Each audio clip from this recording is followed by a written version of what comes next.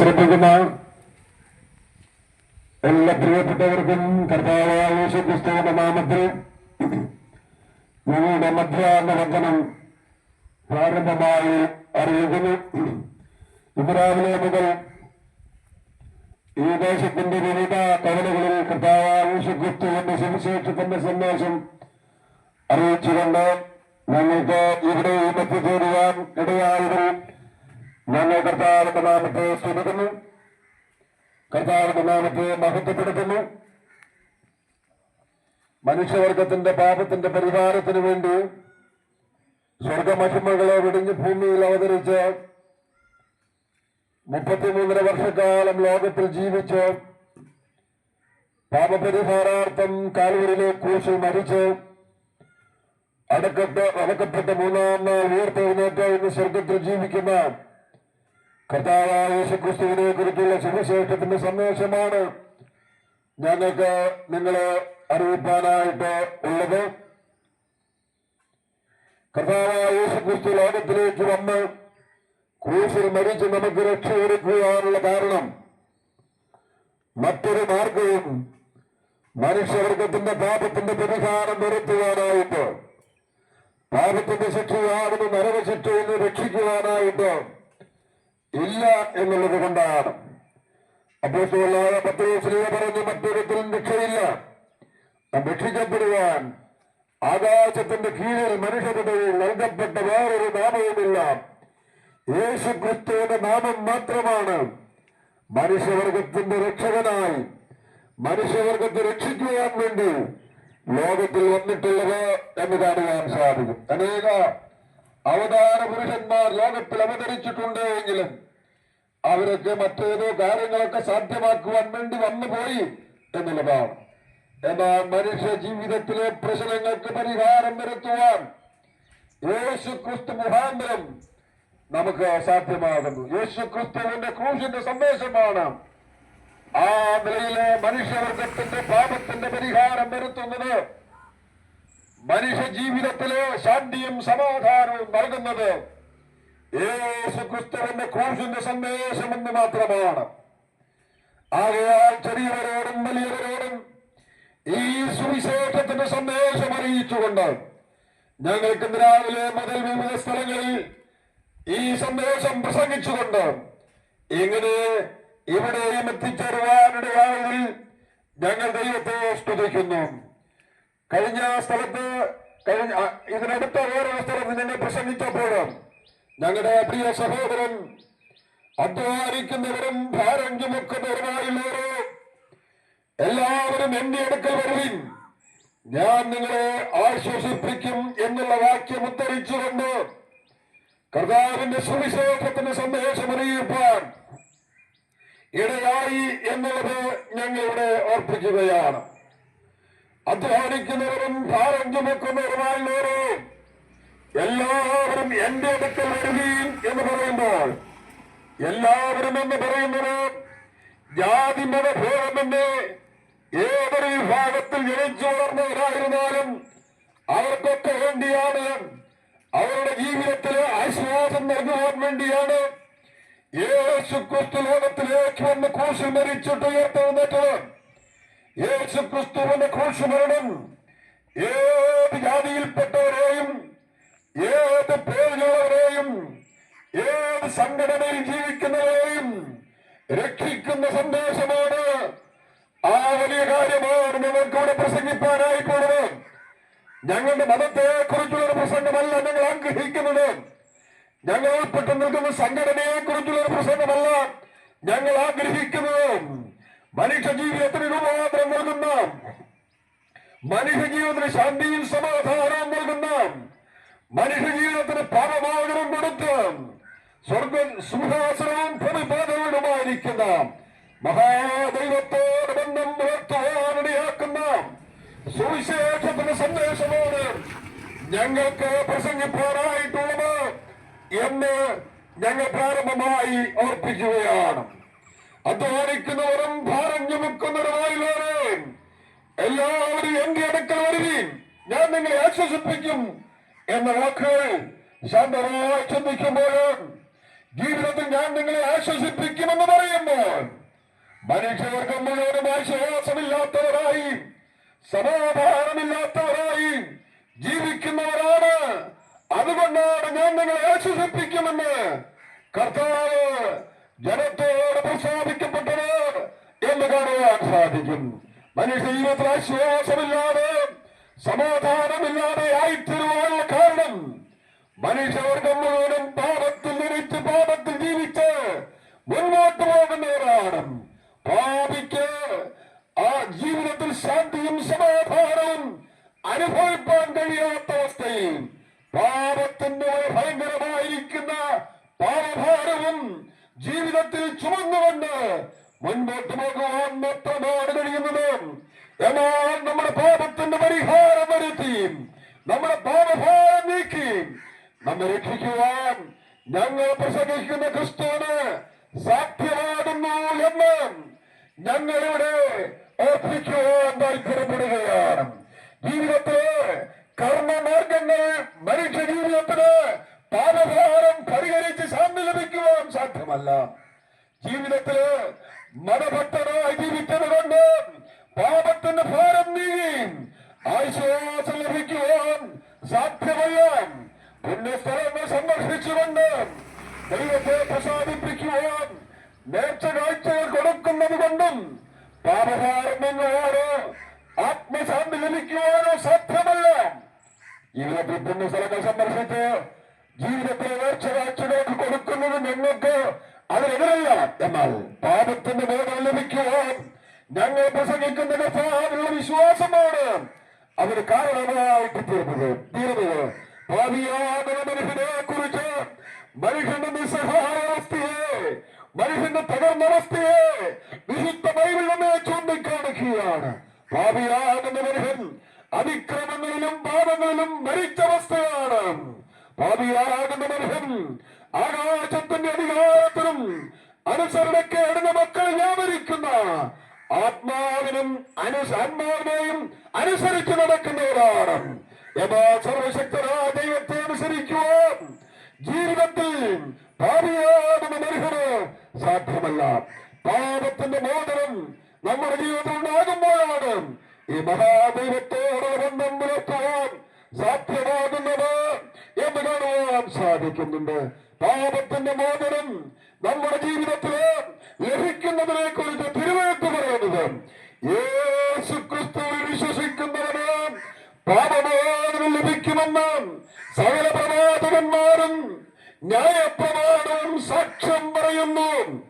അങ്ങനെ യേശു ക്രിസ്തു വിശ്വാസത്താൽ പാപമോചനം ലഭിക്കുന്നു. യേശു ക്രിസ്തു വിശ്വാസത്താൽ പാപത്തിന്റെ ശിക്ഷയാകുന്ന നരകശിക്ഷയിൽ നിന്ന് വിടുതൽ ലഭിക്കുന്നു. യേശു ക്രിസ്തു വിശ്വാസത്താൽ ഈ മഹാദൈവത്തോട് കുറ്റാപമെന്നും പുലർത്തുവാൻ നമ്മെ യോഗ്യരാക്കി തീർക്കുന്നു എന്ന് തിരുവഴുത്തമെന്ന് ഓർപ്പിക്കുകയാണ്. യേശു ക്രിസ്തു മുഖാന്തരം നമുക്ക് രക്ഷ നൽകുന്ന സുവിശേഷത്തിന്റെ സന്ദേശമാണ് കാൽവരിയിലെ ക്രൂശ്. ആ ക്രൂശുമരണം മനുഷ്യവർഗത്തിന് ശാന്തിയും സമാധാനവും നൽകുന്ന സന്ദേശമാണ്. ആ ക്രൂശിന്റെ സന്ദേശം പകർന്ന ജീവിതങ്ങളെ രൂപാന്തരപ്പെടുത്തുന്ന സന്ദേശമാണ്. ആ ക്രൂശിന്റെ സന്ദേശം ഈ ദൈവത്തോട് കൂട്ടാകുമെന്നും പുലർത്തി മരണത്തിനപ്പുറം നിത്യതയുടെ തോമകത്ത് ചെന്നു ചേർന്ന് നിത്യ ആനന്ദം നിത്യത മുഴുവനും അനുഭവിച്ചുകൊണ്ട് ജീവിക്കുവാൻ ഇടയാക്കി തീർക്കുന്ന സന്ദേശമാണ്. ആ സ്നേഹത്തിന്റെ സന്ദേശമാണ് ഞങ്ങളിവിടെ ഓർപ്പിക്കുവാൻ ആഗ്രഹിക്കുന്നത്. ഈ കർത്താവിന്റെ വിശ്വാസത്താൽ പാപമോചനം ലഭിച്ച് രക്ഷിക്കപ്പെടുന്നവരെ സംബന്ധിച്ച് അവരുടെ ജീവിതത്തിൽ ലഭിക്കുന്ന അനുഗ്രഹങ്ങളെ കുറിച്ച് തിരുവെഴുത്ത് നമ്മെ വളരെ വ്യക്തമായിട്ട് ഓർപ്പിക്കുകയാണ്. യേശു ക്രിസ്തു വിശ്വസിച്ചാൽ മനുഷ്യർക്ക് ആർക്കും നൽകുവാൻ കഴിയുന്നതിനപ്പുറമായിട്ടുള്ള അനുഗ്രഹത്തിന്റെ ഉടമകളായി തീരുവാൻ സാധ്യമാകുന്നു എന്ന് കാണുവാൻ സാധിക്കും.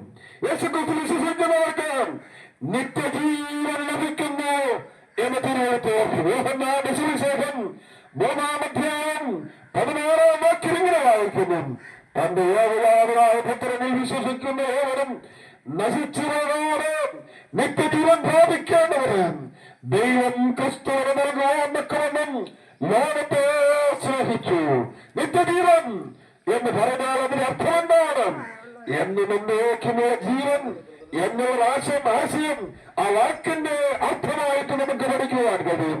എന്നാൽ അതിനേക്കാൾ അപ്പുറമായി നിത്യജീവൻ എന്നുള്ള വിഷയത്തിന്റെ അർത്ഥം, വാക്കിന്റെ അർത്ഥം നിത്യനായ ദൈവത്തോടുകൂടെ നിത്യത മുഴുവനും ജീവിക്കുവാൻ കഴിയുന്ന ദൈവത്തിന്റെ ജീവൻ ലഭിച്ചവർ എന്നുള്ള അർത്ഥമാണ്.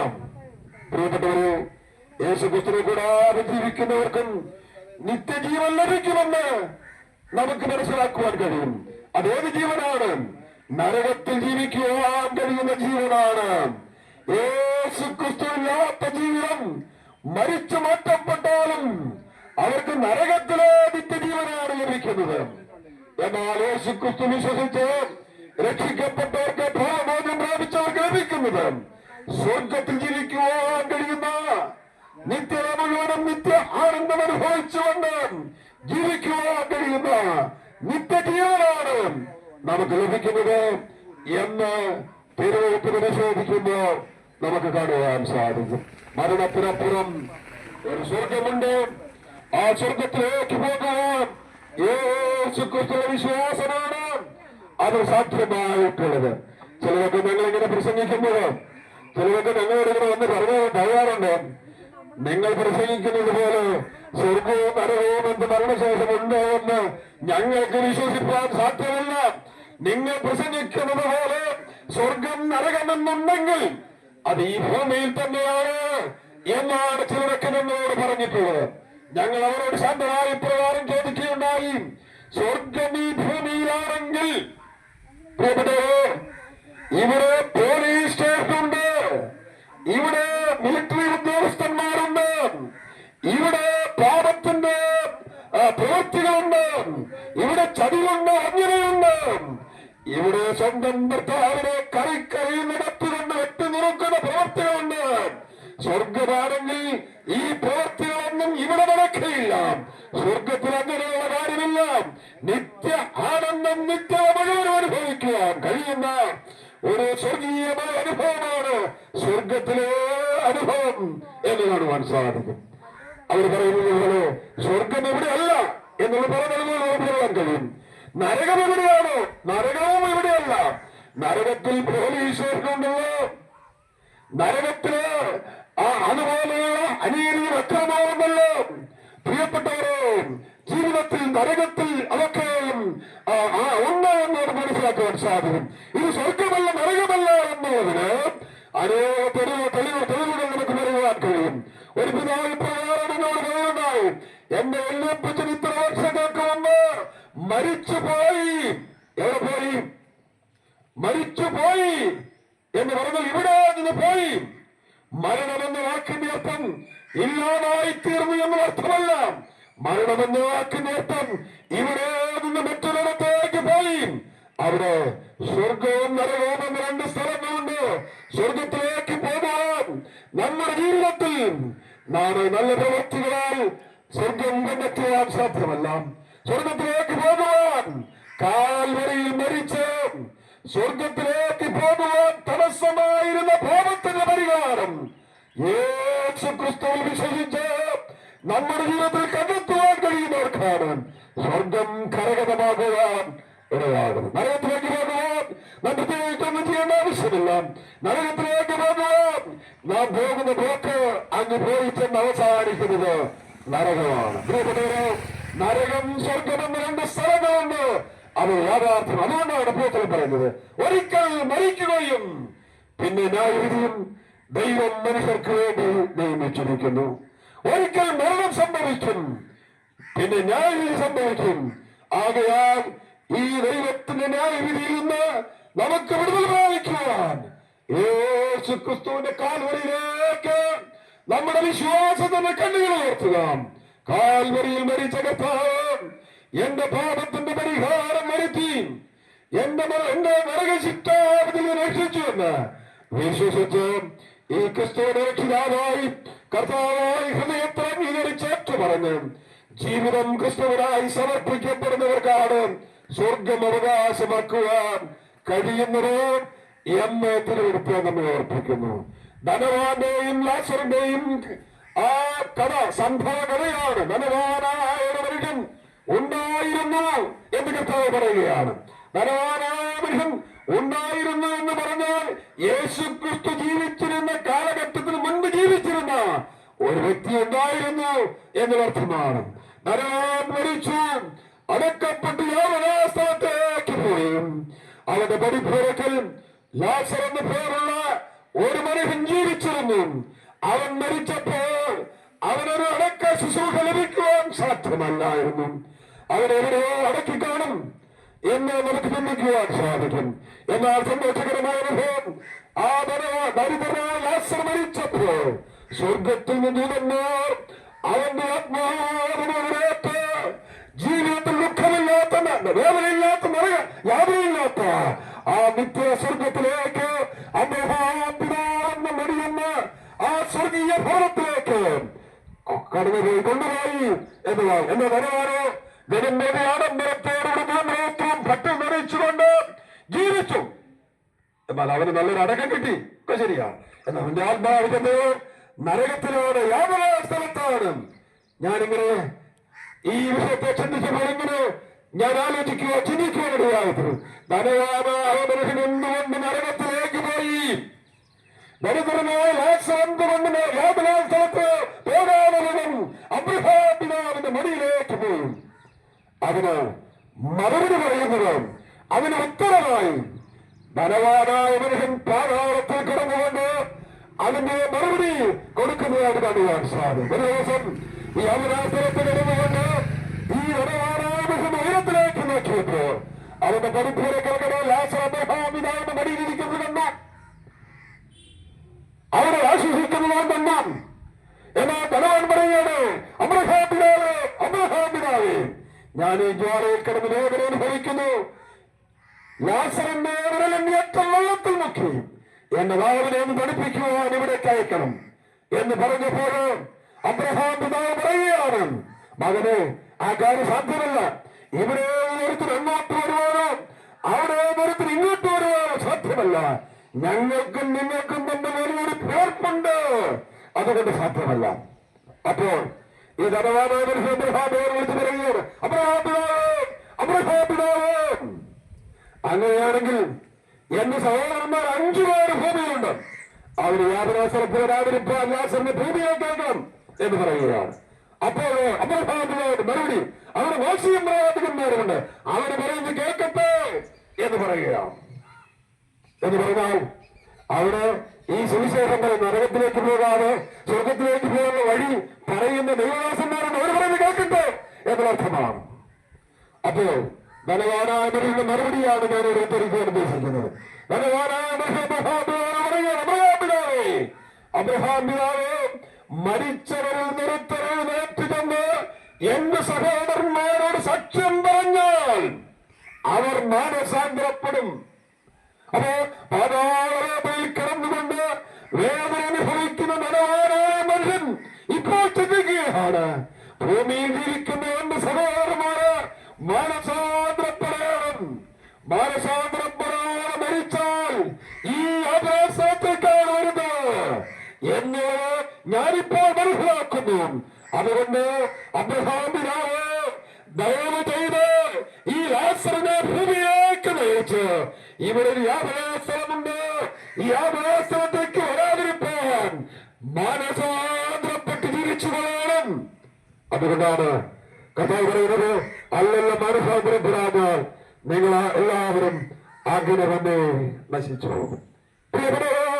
നാശത്തിന്റെ വഴിയിൽ നിന്ന് വിടുതൽ പ്രാപിക്കുവാൻ ഏക വഴി മാനസാന്തരപ്പെടുക.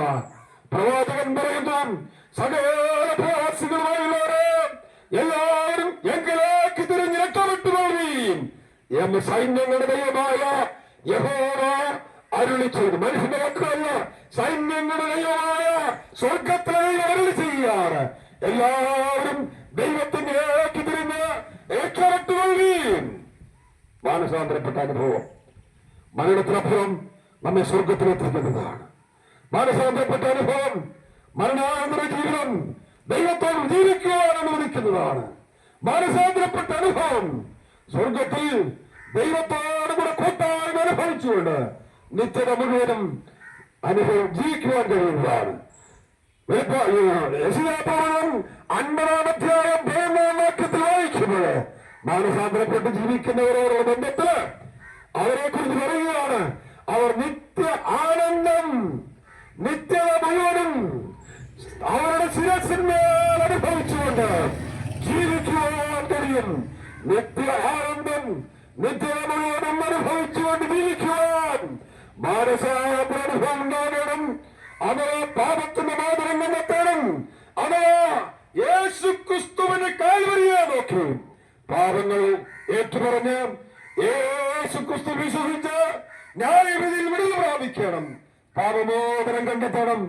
യേശു ക്രിസ്തുവിനെ പിതാവായി കർത്താവായി ഹൃദയത്തിൽ അംഗീകരിച്ച് ഏറ്റുപറഞ്ഞ് ക്രിസ്തുവിനായ ജീവിതം സമർപ്പിക്കപ്പെടണം. അതാണ് വഴി. അതല്ലാതെ മറ്റൊരു വഴിയുമില്ല. ജീവിതത്തിൽ രക്ഷിക്കപ്പെടുവാൻ, സ്വർഗത്തിൽ പോകുവാൻ, സ്വർഗം നമുക്ക് കരകതകമാക്കുവാൻ, സ്വർഗത്തിന് അവകാശിയായി തരുവാൻ യേശു ക്രിസ്തുവിന്റെ നാമമല്ലാതെ മറ്റൊരു നാമവുമില്ല, മറ്റൊരു വഴിയുമില്ല. അതുകൊണ്ട് ഈ കർത്താവിൽ വിശ്വസിച്ച് പാപമോചനം പ്രാപിച്ചവരായി, രക്ഷിക്കപ്പെട്ടവരായി, നിത്യസ്വർഗത്തിന്റെ അവകാശികളായി നിത്യ ആനന്ദം നിത്യത മുഴുവനും അനുഭവിച്ചുകൊണ്ട് ജീവിക്കുവാൻ ഈ ആയുഷിൽ ജീവിതത്തിൽ കർത്താവിനെ വിശ്വാസത്തിൽ അംഗീകരിക്കുവാനും കർത്താവിനെ വിശ്വാസത്തിൽ അംഗീകരിച്ച് രക്ഷിക്കപ്പെടുവാനും നിത്യനായ ദൈവത്തോട് ബന്ധം പുലർത്തി ജീവിക്കുവാനും ഞങ്ങൾ ഏവരെയും സ്നേഹത്തിന്റെ ഭാഷയിൽ ബുദ്ധിമുട്ടിച്ചുകൊണ്ട് ഞങ്ങളുടെ വാക്കുകളെ ഇവിടെ അവസാനിപ്പിക്കുന്നു.